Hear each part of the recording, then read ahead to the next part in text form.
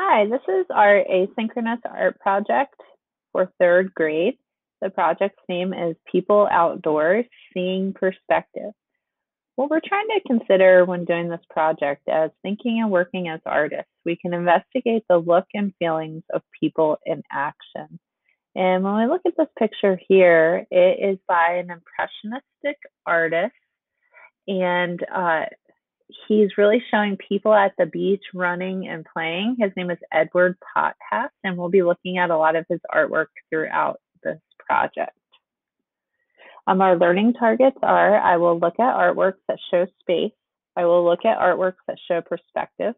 People in the background are drawn smaller than people in the foreground. I will identify the horizon line, foreground, and background in art.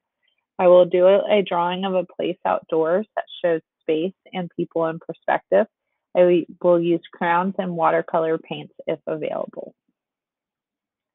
All right, so let's go ahead and look at this artwork. This is by Potthast also, and it's people at the beach again. Do you and your friends like to spend time outdoors? What games do you like to play? Today we will make an artwork about being together with our friends outdoors. And that's kind of what our culture is right now, where being outside is safer. You don't spread germs as easy.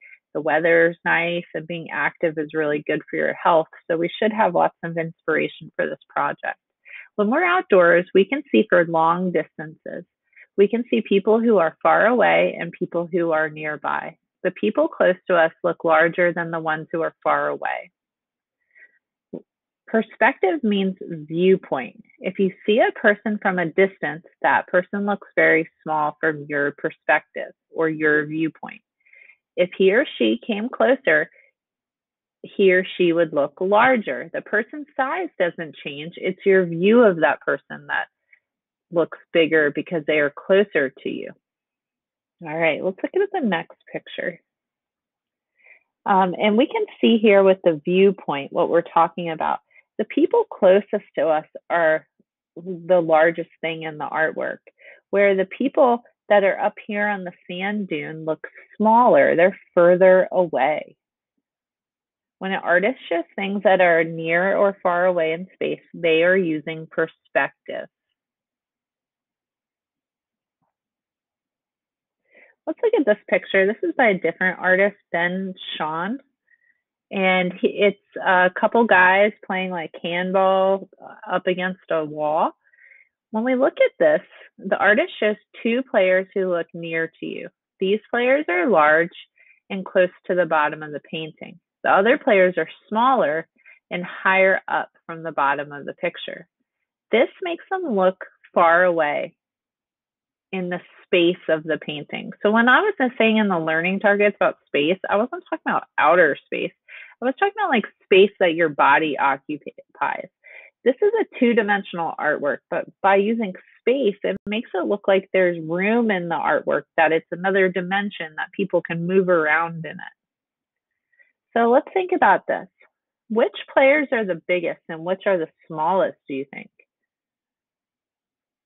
There's no real way to tell unless we line them all up at the same distance.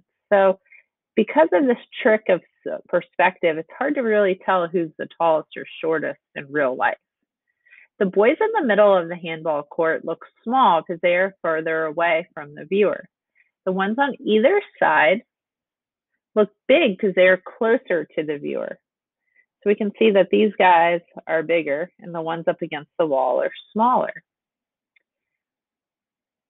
So let's still keep thinking about artwork that shows perspective. Let's look at this one. This is by Edward Potthast again, The Beach. And when we talk about this one, where did the artist place the smaller figures in the painting? So let's see who's the smallest in here. Look at it for a second.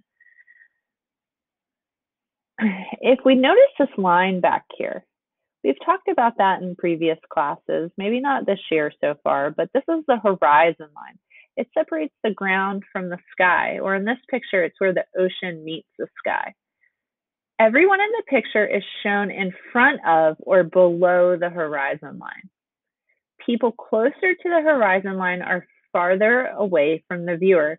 I keep saying that word viewer. The viewer is you, the person looking at the artwork. So the people closest to the horizon line are the furthest away from us. And people farther from the horizon line are closer to the viewer. So these people up front that are the biggest, they're closest to us.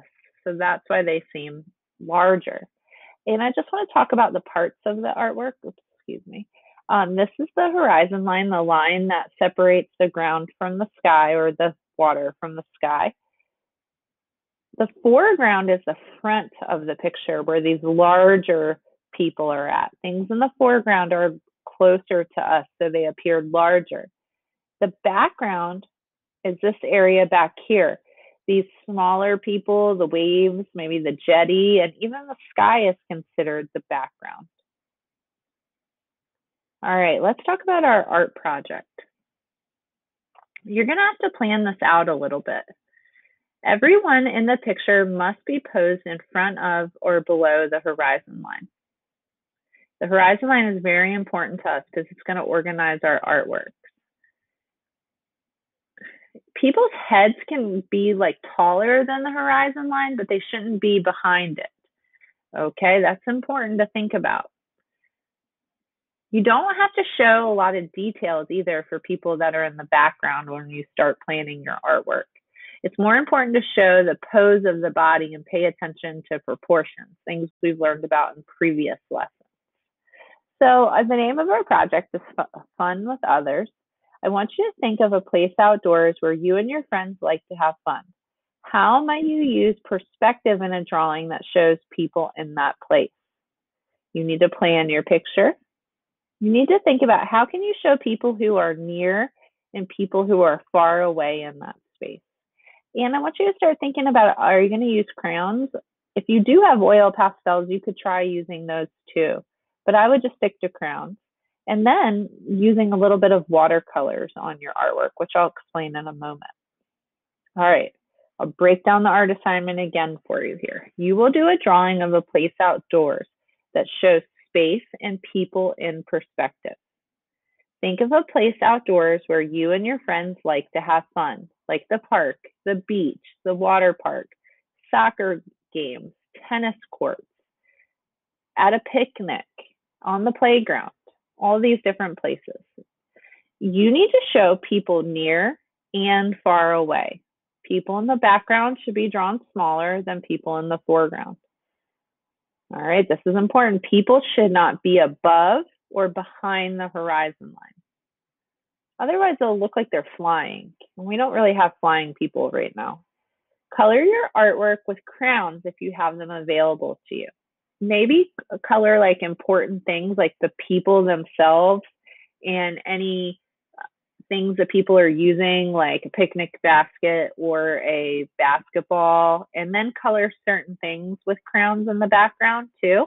Then if you have watercolors, I'd like for you to paint larger areas with the watercolors, and you can even paint on top of your crayons. It'll create this really neat resist where the watercolor paint just goes around the crayons because they're made out of wax. If you don't have watercolor paint, don't stress it out. Just color your artwork with whatever materials you have. Please post your artwork to this week's Schoology Media album. Thank you, and I can't wait to see your artwork.